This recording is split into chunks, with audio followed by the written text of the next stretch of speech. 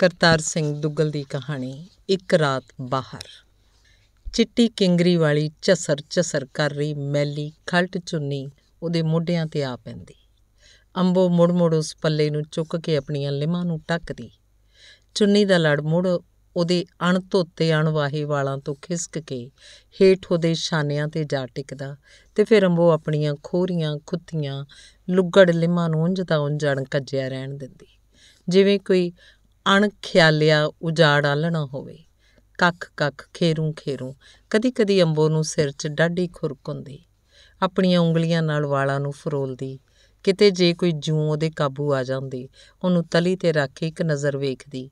ਕੁਰਬਲ ਕੁਰਬਲ ਕਰ ਰਹੀ ਜੂੰ ਨੂੰ ਤੱਕ ਕੇ ਉਹਦੀ ਮੁਸਕੜੀ ਨਿਕਲ ਜਾਂਦੀ। ਫਿਰ ਉਹ ਦੰਦ ਕਰੀਚ ਕੇ ਉਹਨੂੰ ਆਪਣੇ ਅੰਗੂਠੇ ਦੇ ਨਹੁੰ 'ਤੇ ਰੱਖ ਕੇ ਦੂਜੇ ਅੰਗੂਠੇ ਦੇ ਨਹੁੰ ਨਾਲ ਪਨਿੱਤ ਦਿੰਦੀ। ਕਦੀ ਟਿੱਕ ਦੀ ਆਵਾਜ਼ ਆਉਂਦੀ, ਕਦੀ ਨਾ ਆਉਂਦੀ। ਕਦੀ ਜੂੰ 'ਚੋਂ ਲਹੂ ਨਿਕਲਦਾ, ਕਦੀ ਨਾ ਨਿਕਲਦਾ। ਸਿਆਲੇ 'ਚ ਤਾਂ ਕੁਸੀ ਕੁਸੀ ਧੁੱਪ 'ਚ ਬੈਠੀ ਕਿੰਨਾ ਚਿਰ ਅੰਬੋ ਜੂਆਂ ਮਾਰਨ ਦੀ ਖੇਡ ਖੇਡਦੀ ਰਹਿੰਦੀ। ਪਤਾ ਨਹੀਂ ਕਿੰਨੀਆਂ ਜੂਆਂ ਉਹਦੀਆਂ ਲਿਟਾਂ 'ਚ ਸਨ, ਖ਼ਤਮ ਹੋਣ 'ਚ ਹੀ ਨਹੀਂ ਆਉਂਦੀਆਂ ਸਨ। ਸਗੋਂ ਚੰਗਾ ਸੀ ਜੂਆਂ ਮੁੱਕ ਗਈਆਂ ਅਤੇ ਅੰਬੋ ਸੋਚਦੀ ਉਹਦਾ ਵਕਤ ਕਿਵੇਂ ਕੱਟਿਆ ਕਰੇਗਾ।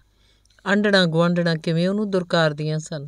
ਗਲੀਆਂ 'ਚ ਬੱਚੇ ਉਹਨੂੰ ਝੱਲੀ ਝੱਲੀ ਪੁਕਾਰਦੇ, ਉਹਦੇ 'ਤੇ ਪੱਥਰ ਵਗਾਉਂਦੇ। ਹੋਰ ਤੇ ਹੋਰ ਮਹੱਲੇ ਦੇ ਵਹਿਤਰ ਵੀ ਅੰਬੋ ਦੇ ਸਿਰ ਛੰਡਦੇ। ਕਦੀ ਉਹਨਾਂ ਦੇ ਨੇੜਿਓਂ ਲੰਘਦੀ ਤਾਂ ਉਹਨੂੰ ਫੁੰਕਾਰ ਕੇ ਤਰਾਹ ਦਿੰਦੇ। ਉਹਦਾ ਘਰ ਵਾਲਾ ਕਿਵੇਂ ਉਹਨੂੰ ਕੁੱਟਦਾ ਸੀ। ਸ਼ੁਕਰ ਸ਼ੁਕਰ ਕਰਕੇ ਉਹ ਫੌਜ 'ਚ ਭਰਤੀ ਹੋਇਆ ਅਤੇ ਅੱਜ ਕੱਲ੍ਹ ਦੂਰ ਕਿਤੇ 7 ਸਮੁੰਦਰੋਂ ਪਾਰ ਵੈਰੀ ਦੀ ਗੋਲੀ ਠੰਡੀ ਕਰਨ ਤੁਰ ਪਿਆ ਸੀ। ਪਿੰਡ ਵਾਲਿਆਂ ਨੂੰ, ਆਂਢੀਆਂ ਗੁਆਂਢੀਆਂ ਨੂੰ ਇੰਨੇ ਚਿਰ ਤੋਂ ਉਹਦੀ ਕੋਈ ਖਬਰ ਨਹੀਂ ਆਈ ਸੀ। ਪਤਾ ਨਹੀਂ ਜਿਉਂਦਾ ਵੀ ਸੀ ਕਿ ਮਰ ਗਿਆ ਸੀ। ਕਈ ਵਾਰ ਗਲੀ ਗਲੀ ਫਿਰਦੀ ਅੰਬੋ ਵੈਣ ਪਾਉਣ ਲੱਗ ਪੈਂਦੀ। ਕਹਿੰਦੀ ਉਹ ਜਿਸ ਬੇੜੇ 'ਚ ਚੜ੍ਹਿਆ ਸਾਰੇ ਦਾ ਸਾਰਾ ਬੇੜਾ ਹੀ ਡੁੱਬ ਗਿਆ ਸੀ। ਕਦੀ ਖਿੜ ਖਿੜ ਹੱਸਣ ਲੱਗ ਪੈਂਦੀ। ਚੰਗਾ ਹੋਇਆ ਸੀ ਕੁਲੂਖਤ ਮਗਰੋਂ ਲੱਥੀ। ਅੰਬੋ ਕਹਿੰਦੀ ਉਹਨਾਂ ਵੈਰੀਆਂ ਵਾਂਗ ਮਾਰਦਾ ਸੀ। ਅੰਬੋ ਕਹਿੰਦੀ ਉਹਨੂੰ ਵੈਰੀਆਂ ਵਾਂਗ ਮਾਰਦਾ ਸੀ। ਮਾਰ ਮਾਰ ਕੇ ਪਾਸੇ ਭੰਨ ਦਿੰਦਾ, ਨੀਲੋ ਨੀਲ ਕਰ ਦਿੰਦਾ। ਉਹਦਾ ਬੰਦ ਬੰਦ ਰੁੜ ਜਾਂਦਾ। ਉਹਦੇ ਮੂੰਹ 'ਤੇ ਜਿਹੜੇ ਚਟਾਕ ਪਏ ਸਨ ਉਹਦੀਆਂ ਹੀ ਚਪੇੜਾਂ ਦੇ ਨਿਸ਼ਾਨ ਸਨ। ਉਹਦੇ ਤੱਫੇ ਅਤੇ ਮੁੱਕੇ। ਕਦੀ ਕਹਿੰਦਾ ਮੈਂ ਤੈਨੂੰ ਲੰਗਰੀ 'ਚ ਕੁੱਟ ਕੇ ਚਟਨੀ ਬਣਾ ਦਿਆਂਗਾ। ਅੰਬੋ ਆਪ ਮੁਹਾਰੀ ਬੈਠੀ ਹੋਈ ਸੋਚਦੀ ਗੱਲਾਂ ਹੀ ਮਾਰਦਾ ਸੀ। ਕਦੀ ਉਹਨੂੰ ਚਟਨੀ ਬਣਾਉਂਦਾ ਤਾਂ ਸਹੀ, ਮਜ਼ਾ ਆ ਜਾਂਦਾ। ਕੁੜੀਆਂ ਚਿੜੀਆਂ ਅੰਬੋ ਨੂੰ ਇਸ ਤਰ੍ਹਾਂ ਦੀਆਂ ਗੱਲਾਂ ਕਰਦਿਆਂ ਸੁਣ ਸੁਣ ਕੇ ਜਿਵੇਂ ਲੋਟ ਪੋਟ ਹੋ ਜਾਂਦੀਆਂ। ਗੁਆਚੀਆਂ ਗੁਆਚੀਆਂ ਨਜ਼ਰਾਂ ਉਹਦੇ ਮੂੰਹ ਵੱਲ ਵੇਖਣ ਲੱਗ ਪੈਂਦੀਆਂ। ਚੰਗੀ ਭਲੀ ਕੁੜੀ ਹੁੰਦੀ ਸੀ। ਅੰਬੋ ਦੀ ਜਵਾਨੀ ਦੀਆਂ ਧੁੰਮਾਂ ਪੈ ਗਈਆਂ। ਗਲੀ ਗਲੀ ਚਰਚਾ ਹੁੰਦੀ। ਡੁੱਲ ਡੁੱਲ ਪੈਂਦਾ ਹੁਸਨ ਉਹਦੇ ਚਿਹਰੇ 'ਤੇ ਨਜ਼ਰ ਕਿਹੜੀ ਟਿਕਦੀ ਸੀ। ਅਤੇ ਫਿਰ ਅੰਬੋ ਦਾ ਵਿਆਹ। ਢੋਲ ਢਮੱਕੇ, ਤੂਤਣੀਆਂ, ਬਾਜੇ ਗਾਜੇ, ਜਾਂਝੀ ਮਾਂਝੀ, ਹਲਵੇ ਮਾਂਡੇ। ਅਤੇ ਫਿਰ ਅੰਬੋ ਦੀ ਸੁਹਾਗ ਰਾਤ। ਧੁਰ ਛੱਤ 'ਤੇ ਮੰਮਟੀ ਦੇ ਲਾਗੇ ਦੁੱਧ ਚਿੱਟੀ ਚਾਦਰ 'ਤੇ ਤਾਰਿਆਂ ਦੀ ਨਿੰਮੀ ਨਿੰਮੀ ਲੋ ਹੇਠ ਲੇਟੀ ਅੰਬੋ ਆਪਣੇ ਦੁੱਲੇ ਦੀ ਉਡੀਕ ਕਰਦੀ ਰਹੀ। ਅੱਧੀ ਰਾਤ ਹੋ ਗਈ, ਉਹ ਨਹੀਂ ਆਇਆ।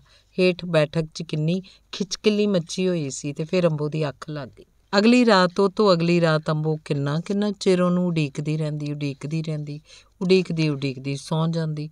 ਪਤਾ ਨਹੀਂ ਕਦੋਂ ਆਉਂਦਾ ਸੀ, ਕਦੋਂ ਉਸ ਨਾਲ ਦੀ ਮੰਜੀ 'ਤੇ ਆ ਕੇ ਪੈ ਜਾਂਦਾ ਸੀ। ਅੰਬੋ ਨੂੰ ਕੁਝ ਸਮਝ ਨਹੀਂ ਆ ਰਹੀ ਸੀ। ਪਰੇਸ਼ਾਨ ਨਜ਼ਰਾਂ ਇੱਕ ਦਿਨ ਉਹ ਉਹਦੇ ਵੱਲ ਦੇਖਣ ਲੱਗੀ। ਪਲਕਾਂ 'ਚ ਲੱਖ ਸਵਾਲ ਲਈ ਅਤੇ ਅੱਗੋਂ ਉਸ ਅੰਬੋ ਨੂੰ ਕਿਹਾ, ਆਹੋ ਆਹੋ ਕੁਝ ਦਿਨ ਤੇ ਆਪਾਂ। ਅਤੇ ਫਿਰ ਉਹ ਖਾਮੋਸ਼ ਹੋ ਗਿਆ। ਅੰਬੋ ਨੂੰ ਕੁਝ ਸਮਝ ਨਹੀਂ ਆਈ। ਕਈ ਦਿਨ ਅੰਬੋ ਹੋਰ ਉਡੀਕਦੀ ਰਹੀ। ਉਹਦੀਆਂ ਸਹੇਲੀਆਂ ਉਹਨੂੰ ਛੇੜਦੀਆਂ, ਆਂਢਣਾ ਗੁਆਂਢਣਾ ਉਸ 'ਤੇ ਹੱਸਦੀਆਂ। ਅਤੇ ਫਿਰ ਇੱਕ ਦਿਨ ਉਹਦੀ ਸੱਸ ਨੇ ਉਹਨੂੰ ਆਪਣੇ ਕੋਲ ਬਿਠਾ ਕੇ ਉਹਨੂੰ ਗੋਸ਼ਾ ਕੀਤਾ, ਧੀਏ ਇਸ ਘਰ ਦੀ ਮਰਿਆਦਾ ਇਹ ਵੇ ਕਿ ਪਹਿਲਾਂ ਮਿਲਾਪ ਤ੍ਰੀਮਤ ਖਾਵਨ ਦਾ ਨਦੀ ਦੇ ਕੰਢੇ ਹੁੰਦਾ ਹੈ। ਨਦੀ ਦਾ ਨਵੇਕਲਾ ਕੰਢਾ ਹਰੀ ਭਰੀ ਘਾਹ, ਕਲ ਕਲ ਵਹਿ ਰਿਹਾ ਨਦੀ ਦਾ ਪਾਣੀ। ਭਾਵੇਂ ਸਵੇਰ ਹੋਵੇ ਅਤੇ ਭਾਵੇਂ ਰਾਤ ਹੋਵੇ, ਭਾਵੇਂ ਪ੍ਰਭਾਤ। ਵੇਦ ਪਾਠ ਸ਼ਲੋਕਾਂ ਦਾ ਉਚਾਰਨ ਪਹਿਲੋਂ ਵੀ ਪਿੱਛੋਂ ਵੀ। ਸੰਸਕ੍ਰਿਤ ਦੇ ਸ਼ਲੋਕ ਤਾਂ ਮੈਂ ਉਹਨੂੰ ਕਦੋਂ ਦੇ ਕੰਠ ਕਰਵਾ ਦਿੱਤੇ ਨੇ। ਸਾਡੇ ਵੇਲੇ ਨਦੀ 4 ਕਦਮਾਂ ਦੀ ਵਿੱਥ 'ਤੇ ਹੁੰਦੀ ਸੀ। ਸਾਡੇ ਪਿੰਡ ਹੁਣ ਦੂਰ ਤੁਰ ਗਈ ਏ ਇਹ ਭੈੜੇ ਸ਼ਹਿਰ। ਬੁੱਢੀ ਫਫੇ ਕੁੱਟਣ ਪਤਾ ਨਹੀਂ ਕਿੰਨਾ ਚਿਰ ਪਹਿਲੇ ਡਾਂਦੀ ਸੀ। ਅੰਬੋ ਨੂੰ ਇੰਝ ਲੱਗਿਆ ਜਿਵੇਂ ਉਹਦੀਆਂ ਨਾੜਾਂ ਫਟ ਜਾਣਗੀਆਂ, ਉਹਦਾ ਲਹੂ ਡੁੱਲਣ ਲੱਗ ਪਏਗਾ। ਉਹਦੇ ਮੂੰਹ ਦਾ ਸੁਆਦ ਜ਼ਹਿਰ ਕੌੜਾ ਹੋ ਗਿਆ।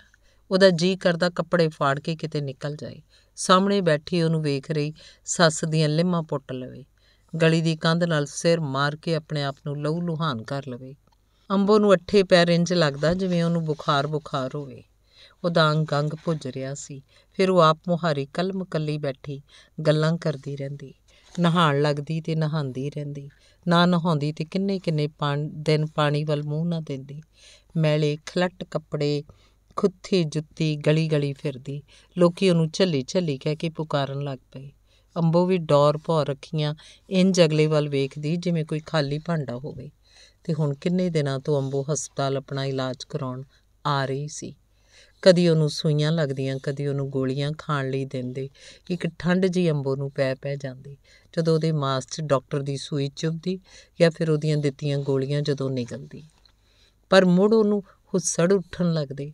ਫਿਰ ਉਹਦਾ ਬੰਦ ਟੁੱਟਣ ਲੱਗਦਾ। ਫਿਰ ਉਹਦੇ ਅੰਦਰ ਇੱਕ ਖੁੱਸਣ ਜਿਹੀ ਉਹਨੂੰ ਖਾਣ ਲੱਗ ਪੈਂਦੀ। ਫਿਰ ਉਹਦੀਆਂ ਅੱਖਾਂ ਟੱਡੀਆਂ ਦੀਆਂ ਟੱਡੀਆਂ ਰਹਿਣ ਲੱਗ ਪੈਂਦੀਆਂ, ਜਿਵੇਂ ਉਬਲ ਰਹੀ ਹਾਂਡੀ ਹੋਵੇ, ਉਬਲ ਉਛਲ ਆਪਣੇ ਕੰਢੇ ਸਾੜ ਰਹੀ ਹੋਵੇ। ਉਸ ਦਿਨ ਲਾਈਨ 'ਚ ਲੱਗੀ ਉਹਦੀ ਵਾਰੀ ਜਦੋਂ ਆਈ, ਅਗਲਿਆਂ ਦਵਾਈ ਵਾਲੀ ਖਿੜਕੀ ਨੂੰ ਭੀੜ ਛੱਡਿਆ ਸੀ। ਬਾਕੀ ਬਿਮਾਰਾਂ ਨੂੰ ਦਾਰੂ ਸ਼ਾਮੀ ਮਿਲੇਗਾ।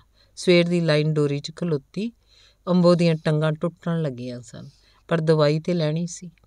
ਅੰਬੋ ਉੱਥੇ ਹੀ ਹਸਪਤਾਲ ਦੇ ਵਰਾਂਡੇ 'ਚ ਬਹਿ ਗਈ। ਕੌਣ ਪੱਕਾ ਪੈਂਡਾ ਮਾਰ ਕੇ ਮੁੜ ਘਰ ਜਾਏ, ਫਿਰ ਪੈਂਡਾ ਮਾਰ ਕੇ ਘਰੋਂ ਆਏ। ਘਰ 'ਚ ਕਿਹੜਾ ਕੋਈ ਉਹਦਾ ਰਾਹ ਤੱਕਦਾ ਸੀ। ਉਹਨੂੰ ਨਹੀਂ ਕਦੀ ਕਿਸੇ ਪੁੱਛਿਆ ਸੀ ਕਦੋਂ ਮੁੜਦੀ ਹੈ, ਕਿੱਥੇ ਉਹ ਜਾਂਦੀ ਹੈ। ਜਿੱਥੇ ਉਹਦਾ ਜੀਅ ਕਰਦਾ ਪਈ ਰਹਿੰਦੀ, ਜਿੱਥੇ ਰਾਤ ਪੈਂਦੀ ਸੌਂ ਜਾਂਦੀ। ਅੰਬੋ ਚੱਲੀ। ਉਸ ਦਿਨ ਸ਼ਾਮੀ ਜਦੋਂ ਹਸਪਤਾਲ 'ਚੋਂ ਦਵਾਈ ਲੈ ਕੇ ਅੰਬੋ ਨਿਕਲੀ, ਕਹਿਰਾਂ ਦੀ ਹਨੇਰੀ ਝੁੱਲਣ ਲੱਗ ਪਈ। ਝੱਖੜ ਕਹੇ ਜਿਵੇਂ ਅੱਜ ਹੀ ਅੱਜ ਹੈ। ਉਲਾਰ ਕੇ ਸੁੱਟ ਰਿਹਾ ਸੀ। ਲੱਪ ਮਿੱਟੀ ਮੂੰਹ 'ਚ ਪੈਂਦੀ, ਅੱਖੀਆਂ 'ਚ ਪੈਂਦੀ, ਸਿਰ 'ਚ ਪੈਂਦੀ, ਝੰਜੋੜ ਕੇ ਜਿਵੇਂ ਕੋਈ ਮੁੱਦਾ ਸੁੱਟ ਰਿਹਾ ਹੋਵੇ। ਅੰਬੋ ਕਦੀ ਇੱਧਰ ਡਿੱਗਦੀ, ਕਦੀ ਉੱਧਰ ਡਿੱਗਦੀ।